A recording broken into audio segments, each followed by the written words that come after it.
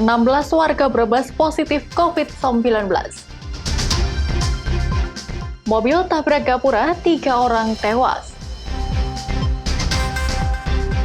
Menikmati lezatnya serabi Pegendon saat buka puasa.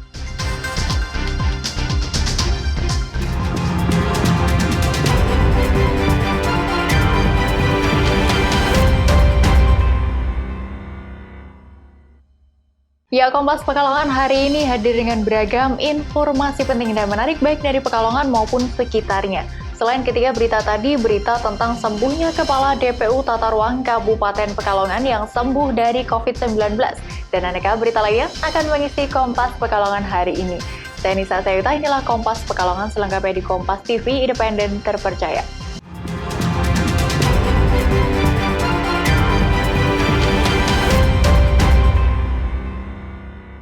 Bupati Brebes Iza Priyanti mengumumkan 16 orang warganya terkonfirmasi positif corona setelah hasil swab keluar. Guna mencegah penularan COVID-19, Bupati Brebes Iza Priyanti akan menerapkan pembatasan kegiatan masyarakat non-PSBB seperti yang dilakukan di Kota Semarang hingga 28 hari ke depan. Jumlah warga yang terkonfirmasi positif COVID-19 di Kabupaten Brebes Rabu 6 Mei ada 16 orang setelah hasil swab keluar. Dari 16 warga Brebes yang positif terjangkit corona merupakan klaster alumni Jamaah Ijtima Ulama Goa, Sulawesi Selatan.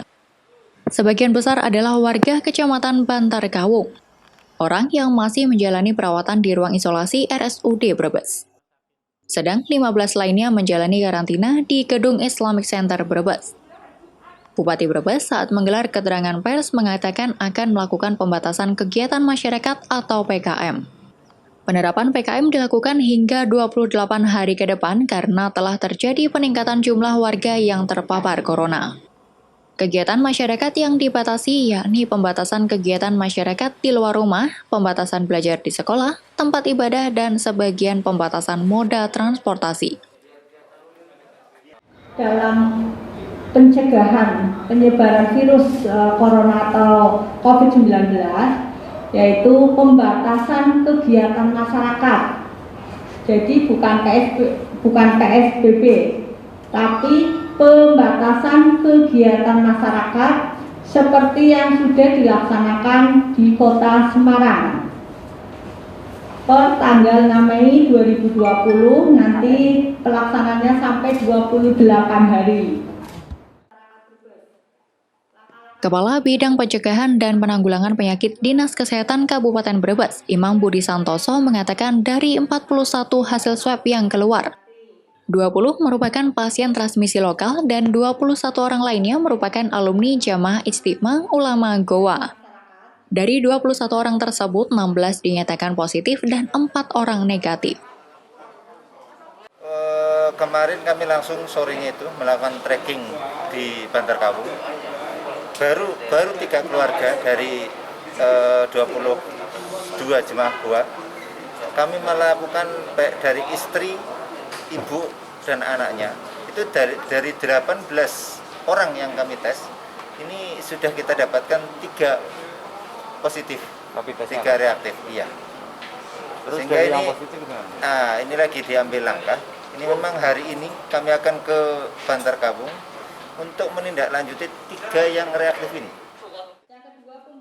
Penyakit Dinkes Brebes Dinas Kesehatan Kabupaten Brebes juga telah melakukan tracking pada keluarga dan orang-orang terdekat dari warga positif yakni di Kecamatan Bantar Kawung.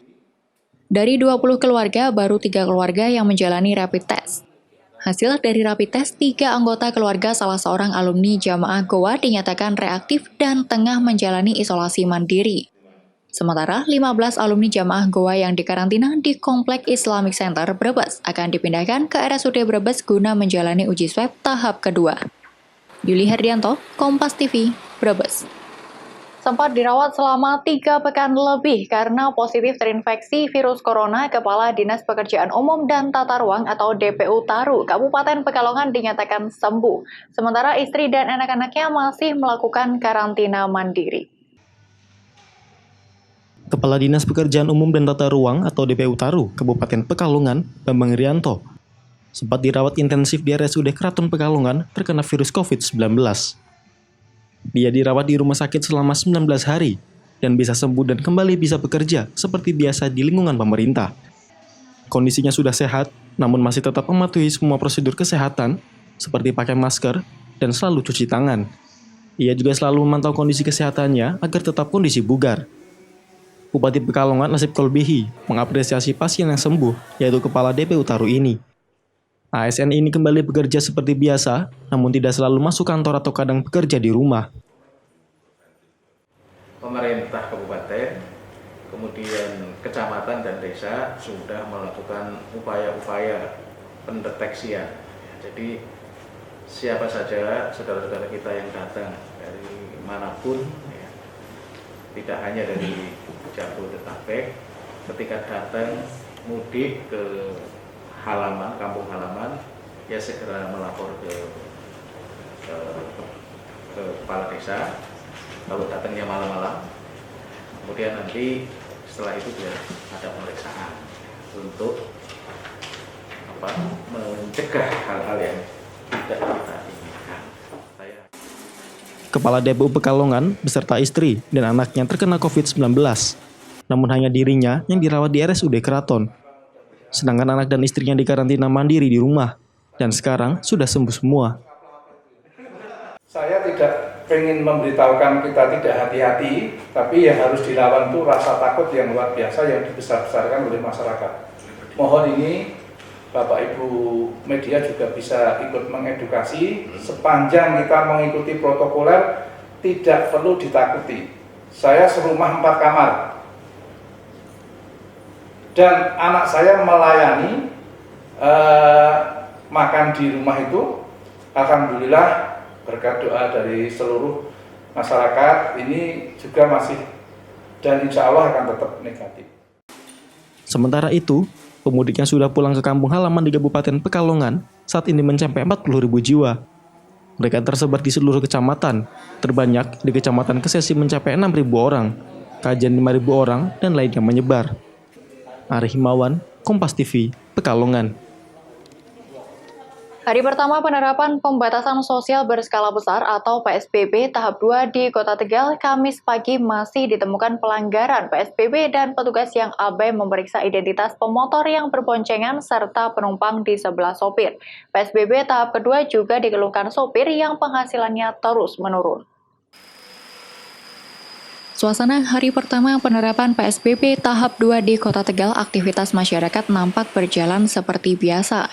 Suasana checkpoint PSBB di Jalan Proklamasi, petugas masih abai menurunkan penumpang mobil pribadi yang berada di sebelah sopir. Sejumlah pengendara motor yang berboncengan juga tidak diperiksa identitasnya untuk mengetahui apakah memiliki alamat KTP yang sama. Selain itu, masih ditemukan pengemudi motor yang tidak memakai masker dan pengendara sepeda motor menerobos barikade beton melalui trotoar. Bahkan, nampak sejumlah warga ikut membantu mendorong sepeda motor naik ke trotoar. Di sisi lain, PSBB tahap 2 dikeluhkan sejumlah sopir angkot karena penghasilan mereka turun drastis dari Rp60.000 per hari menjadi Rp20.000. Apalagi sejumlah sopir angkot belum mendapatkan bantuan sosial pada PSBB tahap pertama. Sepinya penumpang juga mengakibatkan banyak angkot yang tidak beroperasi. Dari 200-an angkot di Kota Tegal yang masih beroperasi, kini hanya 20 hingga 25 angkot. Saifuddin, salah seorang sopir angkot, mengaku tak punya pekerjaan lain sehingga ia nekat berangkat meski penghasilannya pas-pasan. Cepatnya mengurang, biasa setoran 60, sekarang 20, 25. Ada nggak setoran, otak. Terus ini angkot kenapa sepi, Pak? Kan nggak ada yang berangkat semuanya. Sepinya karena yang di rumah aja sih, penumpang itu ya nggak ada yang keluar. Berarti banyak supir yang nganggur ya, Pak? Iya, nganggur. Sejumlah sopir angkot berharap pada PSBB tahap kedua mereka bisa mendapatkan bantuan sembako maupun bantuan sosial lainnya dari pemerintah Kota Tegal. Pembatasan sosial berskala besar tahap kedua di Kota Tegal direncanakan akan berlangsung dari 7 Mei hingga 23 Mei 2020. Yuli Herdianto, Kompas TV, Tegal. Mobil tabrak gapura 3 orang penumpang tewas. Nantikan informasi selengkapnya setelah pariwara berikut ini.